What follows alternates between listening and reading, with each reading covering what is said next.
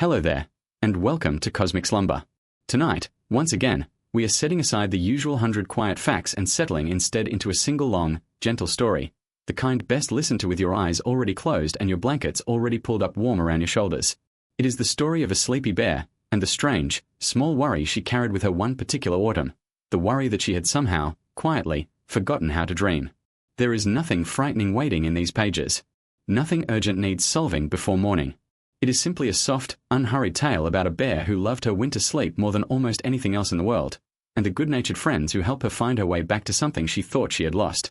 If you enjoy these gentle journeys, I invite you to like, subscribe, or leave a thought below. It helps other sleepy minds find their way here, too, one quiet story at a time. But for now, all you need to do is relax. Let your shoulders soften. Let your eyes grow heavy.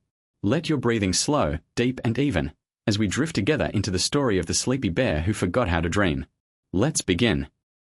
In a wide, quiet stretch of forest known to its creatures as the Long Meadow Wood, where a slow stream wound between mossy stones and tall pines stood shoulder to shoulder along the ridgelines, there lived a bear named Maple.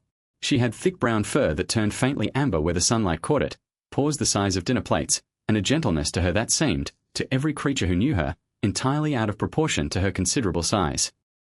Maple loved many things about her life in the Long Meadow Wood. She loved the first ripe berries of summer, and the cool relief of the stream on a hot afternoon, and the particular busy hum of the forest as it prepared each year for the turning of the seasons. But more than any of these things, more than almost anything else in her whole slow, contented life, Maple loved to dream.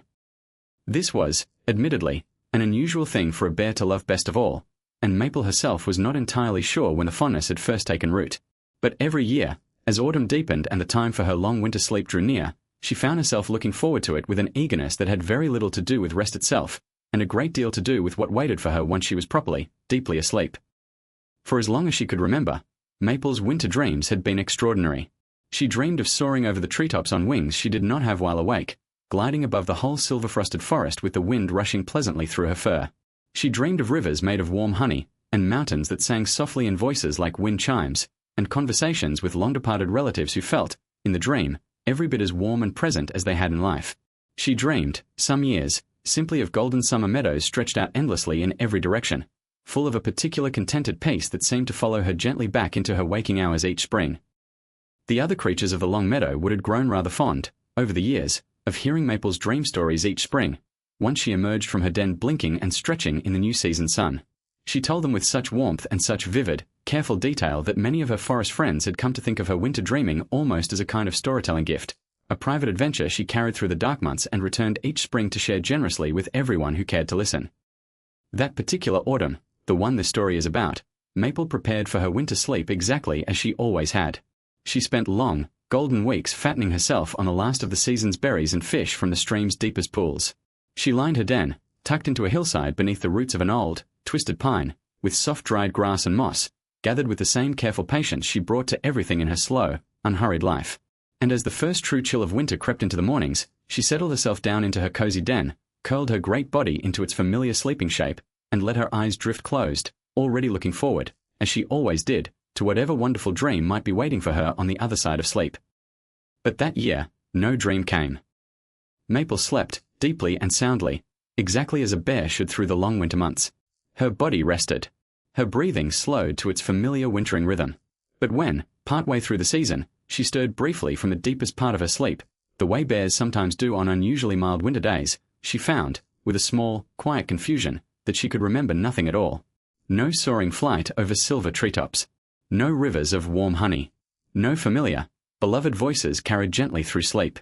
Only a soft, formless darkness, comfortable enough, but entirely, strangely empty. She told herself, that first time, that it was simply an unusually deep patch of sleep, the kind that sometimes passes without leaving much behind, and settled herself back down without too much worry. But when she woke again, weeks later, on another mild winter afternoon, the same emptiness greeted her, and this time, a small, persistent unease began to settle alongside it, curling quietly in her chest the way frost curls along a windowpane. By the time true spring arrived, and the last of the snow finally melted from the hillside above her den, Maple emerged into the warming sunlight not with her usual eager stretch and her usual bright collection of dream stories, but slowly, quietly, with something faintly troubled behind her eyes that her forest friends noticed almost at once. It was Otto, a plump, cheerful otter who made his home in the deepest, calmest pool of the stream, who noticed it first, when Maple came to the water's edge for her traditional first proper drink of the new season. "You're quiet this spring," Otto observed, floating lazily on his back beside a smooth river stone. "Usually you can't wait to tell me about the honey rivers, or the singing mountains, or whichever poor relative you've been visiting in your sleep this year. What was it this time?" Maple considered the question for a long moment, watching the stream's clear water slide gently over the smooth stones beneath it. "Nothing," she said finally, and there was something small and uncertain in her voice that Otto, who had known her for many years, had never quite heard from her before. "I don't remember anything at all. I don't think I dreamed this winter, Otto. Not once." Otto righted himself in the water, his usual playful energy settling, for the moment, into something more careful and attentive. "Nothing at all? That doesn't sound like you, Maple. You've always had the best dreams in the whole wood." "I know," Maple said, and the small uncertainty in her voice deepened into something closer to genuine worry. "I don't understand it. I did everything the same as always. Same berries, same den, same soft moss. But when I try to remember what I dreamed, there's just nothing there. Only quiet, empty dark." Word of Maple's strange, dreamless winter traveled quickly through the long meadow with that spring, the way small worries always seem to travel among a close community of forest creatures, and by the time the first proper warm week of the season arrived, nearly everyone Maple knew had, in their own particular way, offered some gentle theory or suggestion about what might have gone wrong, and how it might be set right again. A brisk, no-nonsense rabbit named Juniper, who lived with her large family in a warren near the meadow's western edge, was the first to offer a proper theory. "It's probably just the berries," Juniper announced, with the confident briskness she brought to most subjects. "You likely ate a slightly different mix than usual this autumn. Dreams are probably sensitive to that sort of thing. Try the eastern brambles this year instead of the western ones, and I'd wager everything sorts itself right out." Maple, who trusted Juniper's practical good sense in most matters, dutifully spent an extra week that autumn gathering her berries exclusively from the eastern brambles, just to be certain, though privately she suspected the explanation felt a little too simple for a worry that had settled so deeply and so strangely into her chest. A pair of elderly foxes, twin brothers named Ash and Elm who had lived in the long meadow wood longer than almost anyone else, offered a different theory entirely, delivered with the particular solemn certainty that came from having lived through a great many seasons. "It's the moss," Ash declared. "Wrong texture. Dreams need the proper texture beneath a sleeping body. Everyone knows that." "It's not the moss," Elm disagreed at once, in the comfortable, well-worn way of brothers who had been disagreeing amiably for decades. "It's the direction the den faces. You've always slept facing east, haven't you, Maple? Dreams come from the east, with the sunrise. Try facing north this year instead." Maple, increasingly uncertain which, if any, of these many well-meaning theories held any real truth, found herself growing more anxious rather than less as the summer wore on, watching the slow turn of the season toward autumn with a dread that felt entirely unfamiliar to her, layered uncomfortably over what had once been her very favorite time of year. It was Otto, in the end, who suggested, gently, one warm evening as the two of them sat together at the stream's edge, that perhaps what Maple needed was not another theory at all, but simply a proper, unhurried conversation with someone who had lived a very long time, and had likely seen a great many strange, small troubles come and go across many, many seasons. "You should talk to old Hollis," Otto said. "The heron, up at the marsh past the ridge.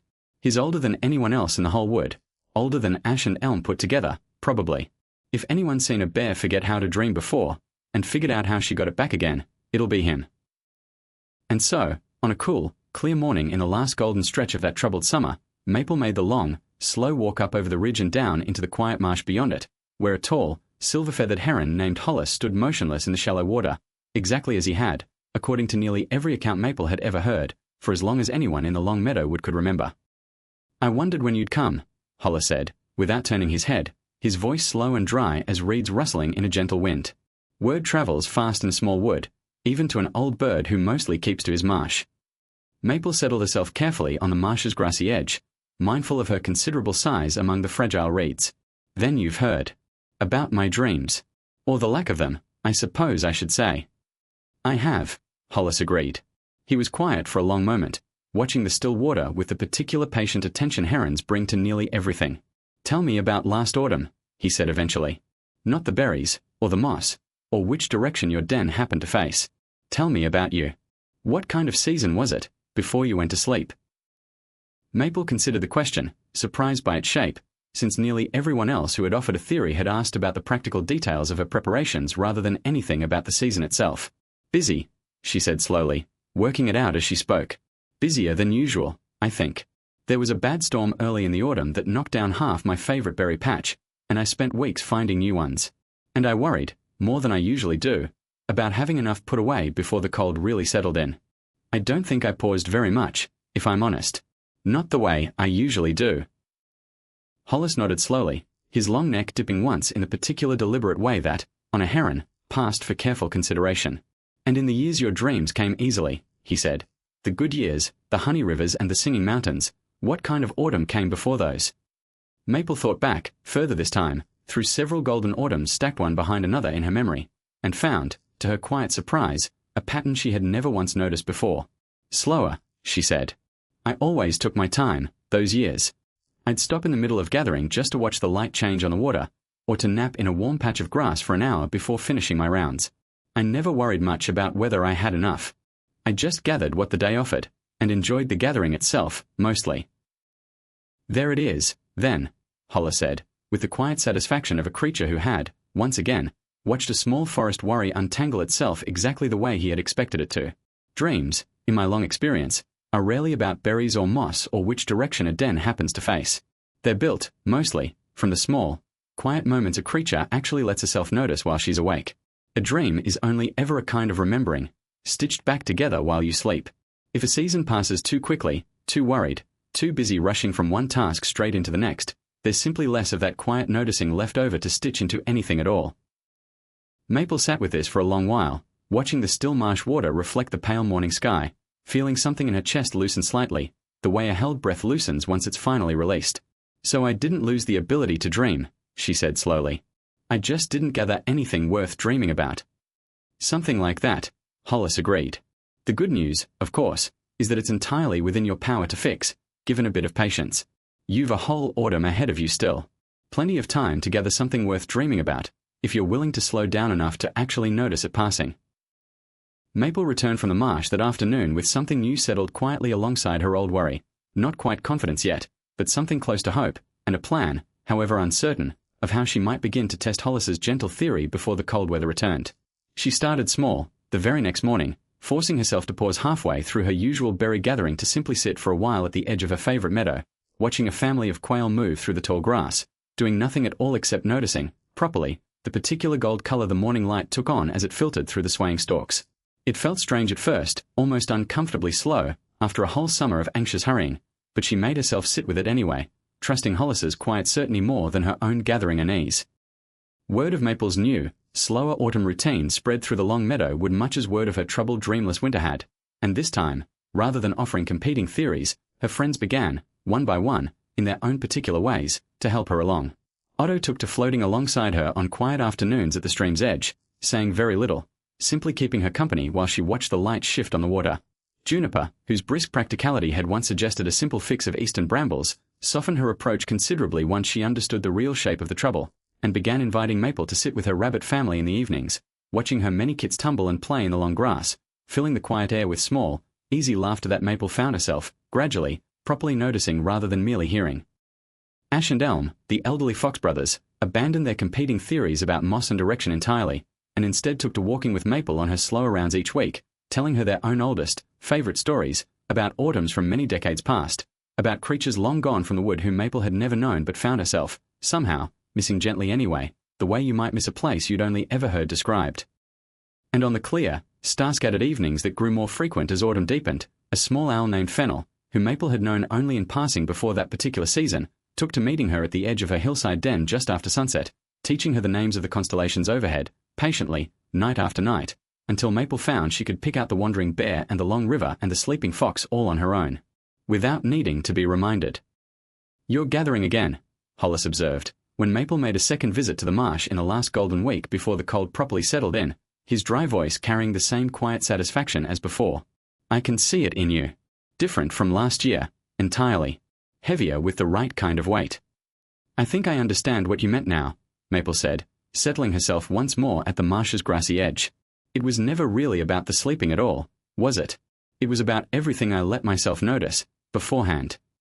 "Now you understand properly," Hollis agreed, with something that might, on a heron, have been a smile. Sleep only ever finishes the work. The gathering happens all season long. In the small moments most creatures rush straight past without a second thought.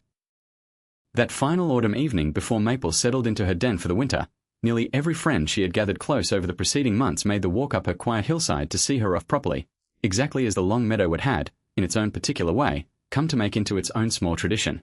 Otto arrived still faintly damp from a stream. Juniper brought her whole tumbling family of kits. Ash and Elm arrived together as always, already disagreeing amiably about some small detail of the evening, and Fennel settled onto a low branch overhead, ready to point out the first stars of the night as they emerged. "What will you dream about, do you think?" Juniper asked, as the gathered creatures settled comfortably around the entrance to Maple's cozy den in the fading evening light.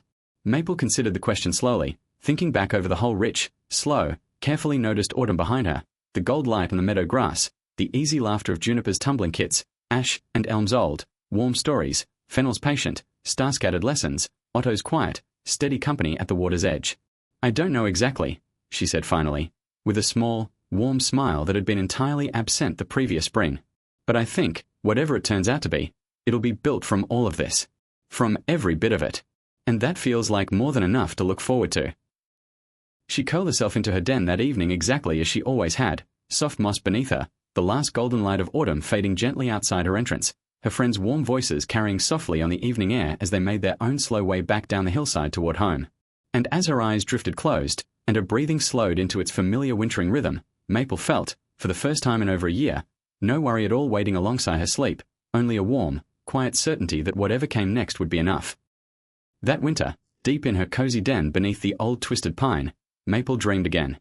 She dreamed of golden meadow grass swaying beneath a warm autumn sun, and small rabbit kits tumbling in easy, laughing circles, and two old foxes telling stories that stretched back further than memory could properly follow, and a small, patient owl naming stars one by one against a clear night sky, and a steady, familiar otter floating quietly beside her at the water's edge, needing no words at all to offer his particular kind of comfort.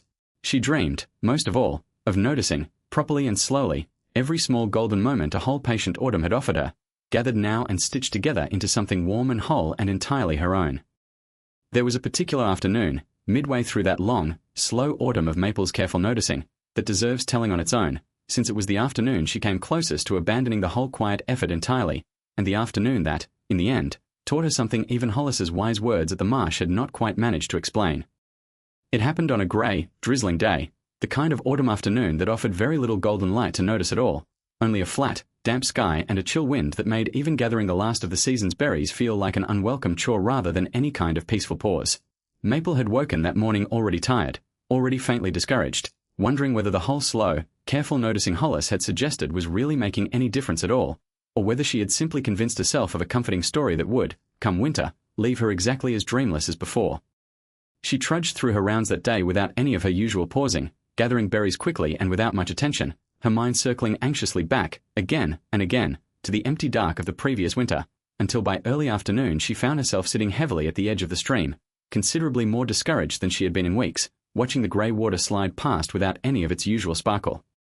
It was Otto who found her there, floating up quietly from his favourite pool with none of his usual playful splashing, settling instead into the stillness beside her with the particular gentle attentiveness he reserved for moments that clearly needed it.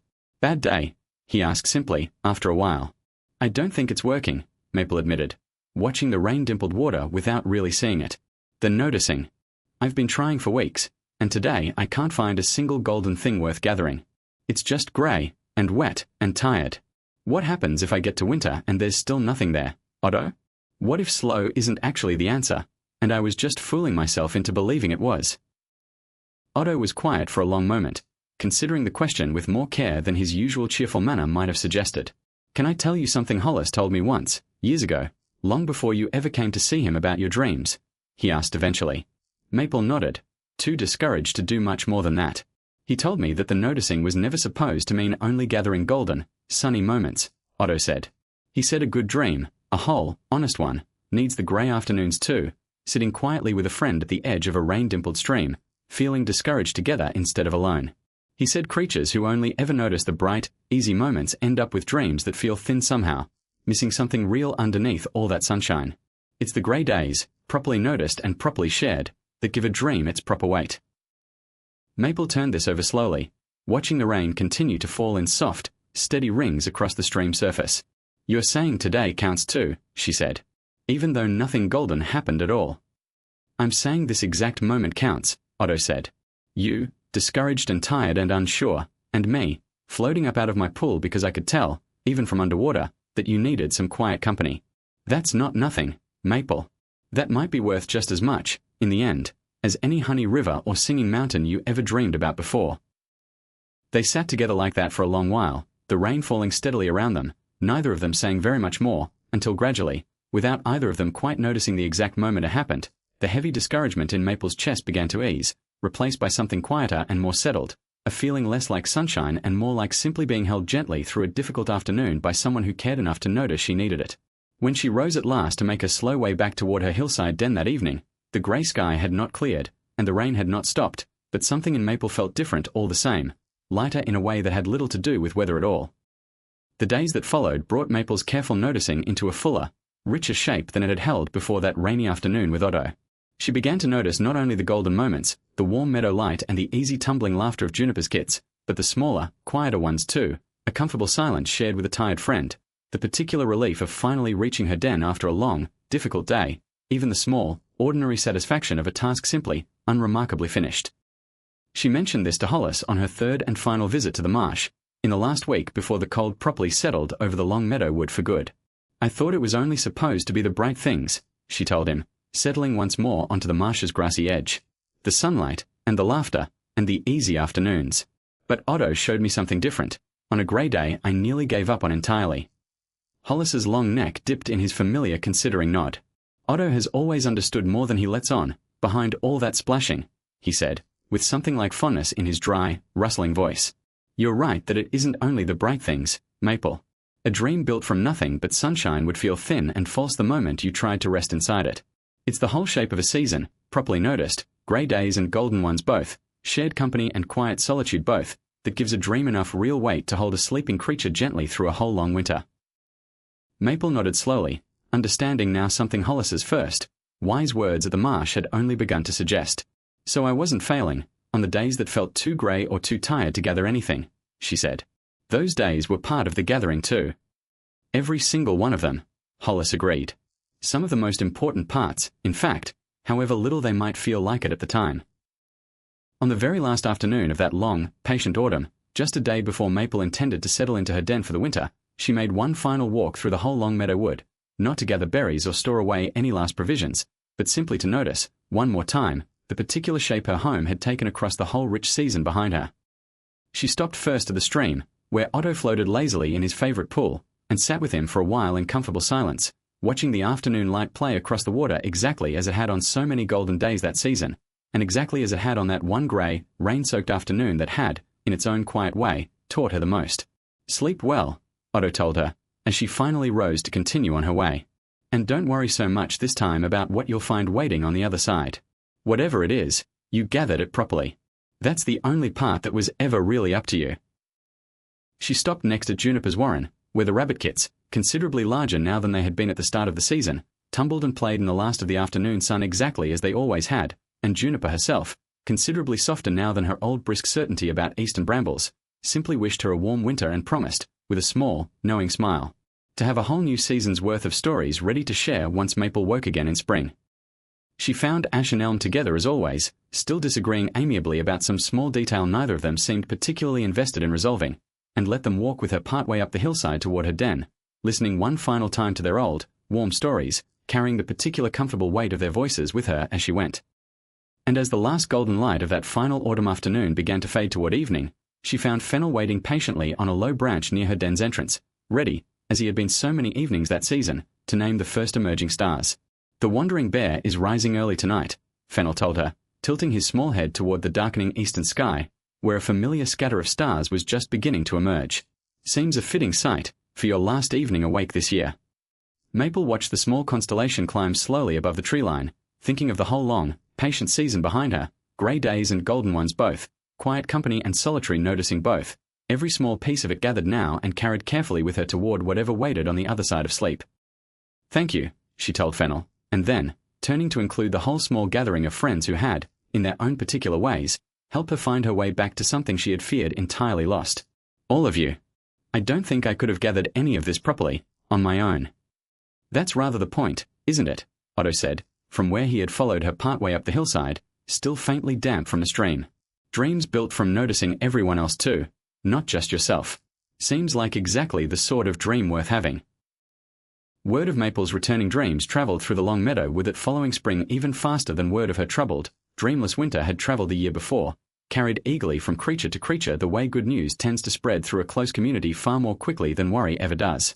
She emerged from her den on a bright, clear morning in early spring, stretching her great limbs in the sunlight with all of her old familiar eagerness fully restored, and by that same afternoon, nearly every friend who had helped carry her through the previous autumn had gathered at the stream's edge to hear, properly, everything she had dreamed. Start from the beginning, Juniper insisted, settling her whole tumbling family of kits into a loose circle around Maple's great, comfortable shape. Don't leave anything out. And so Maple told them, slowly and with the same warm, careful detail she had always brought to her spring dream stories in years past, though this time, she noticed, the telling felt different somehow, richer, as though she understood now not only what she had dreamed, but exactly where each piece of it had first come from. I dreamed of a meadow full of golden grass, she began, swaying in a warm wind, and do you know, Juniper, I could see your whole family there too, tumbling through it exactly the way you tumble through the grass outside your warren every evening. And there was a stream running along one edge of the meadow, calm and steady, and Otto was there, floating along it without a single care in the world. Otto, listening from his favourite spot near the water, made a small, pleased sound at that, ducking his head with something like bashful satisfaction. There were 2 old foxes sitting beneath a tree at the meadow's edge, Maple continued, glancing warmly toward Ash and Elm, who had settled together nearby, already looking rather pleased with themselves before she had even properly finished the sentence, telling stories that seemed to stretch back further than I could follow, about seasons and creatures I'd never known myself, but somehow missed all the same, the way you might miss an old friend's voice. Told you dreams need proper stories, Elm said to Ash, with the particular satisfaction of a decades-long argument finally, however partially, settled in his favour. And above it all, Maple went on, the whole sky was scattered with stars, more of them than I'd ever managed to count while awake, and I knew every single one of their names, every constellation, the wandering bear and the long river and the sleeping fox, exactly the way you taught me, Fennel, night after night, all through that whole slow autumn. Fennel, perched on his usual low branch above the gathering, gave a small, pleased ruffle of his feathers, saying nothing at all, though his silence carried its own clear warmth. It wasn't only sunshine and easy laughter, either, Maple added, more quietly now, glancing toward Otto with particular gratitude. There was a grey, rainy patch in the middle of it too, and I remember feeling tired and unsure, the way I did that one afternoon at the stream. But I wasn't alone in it, even there. Someone was floating quietly beside me the whole time, keeping me company through the grey part just as much as through all the golden parts that came before and after it. The whole gathered circle of friends fell quiet for a moment then, warmed by the particular kind of quiet that settles over a group of creatures who understand, without needing it explained any further, exactly what they had each contributed to something larger and warmer than any one of them could have gathered entirely alone. So it worked, then, Juniper said eventually, breaking the comfortable silence. Hollis's whole theory. The slow noticing, all season long. It worked, Maple confirmed, with a warmth in her voice that had been entirely absent the previous spring. Though I don't think it was ever really my noticing alone that did it. I think it was everyone's, all gathered together, stitched into something whole while I slept. I couldn't have dreamed any of it, not properly, without every single one of you helping me notice it first. That evening, once the gathering at the stream had finally wound down and Maple's friends had made their own slow ways back toward their separate homes across the long meadow wood, she made one more walk, alone this time, up over the familiar ridge toward Hollis's quiet marsh, to share the news properly with the old Heron who had first set her patient autumn of noticing into motion. I dreamed, she told him simply, settling onto the marsh's grassy edge exactly as she had on each of her earlier visits. A whole rich, full dream, built from a whole rich, full season. Thank you, Hollis. I don't think I would have found my way back to it without your patience that first difficult morning. Hollis's long neck dipped once, slow and satisfied, watching the still marsh water reflect the pale, gathering dusk. You did the gathering yourself, in the end, he said. I only pointed you toward where to look. That's rather all any of us can ever really do for one another, when it comes right down to it. Point gently toward the noticing, and trust the rest to follow in its own good time. Now, if you happen to still be listening, perhaps your own eyes have grown just as heavy as they always do at the end of one of these quiet stories, warm and settled and unhurried, the way maple finally settled into her den that peaceful autumn evening. Perhaps you can feel it too, that same gentle lesson she carried with her into sleep, that dreams, and rest, and all the softest parts of a good night, are built quietly from whatever small, good moments we let ourselves properly notice along the way. Let your breathing slow. The way Maple's breathing slowed into its familiar wintering rhythm. Let your shoulders soften, the way her great shoulders softened against the soft moss of her den. Let today's small good moments settle gently into place around you, one at a time, the way golden autumn light settles softly over a quiet meadow at the end of a long, slow day. Somewhere, in a forest called the Long Meadow Wood, a bear is sleeping soundly beneath the roots of an old twisted pine, dreaming warmly of everything her patient, unhurried autumn gathered for her. And you, wherever you are resting tonight, have very likely gathered a few good small moments of your own today, more than enough, quietly waiting to become something warm and wonderful once you finally let yourself drift off to sleep. If you enjoyed this story, perhaps you might like, subscribe, or share a thought below. It helps other curious minds, and other sleepy little ones, find their way here, too, one quiet story at a time. And if you happen to still be awake, there will be another gentle story waiting for you next time, another cozy corner of an imagined forest to drift into slowly. But for now, let your mind grow still, and let the day fall away. Sleep well, and good night.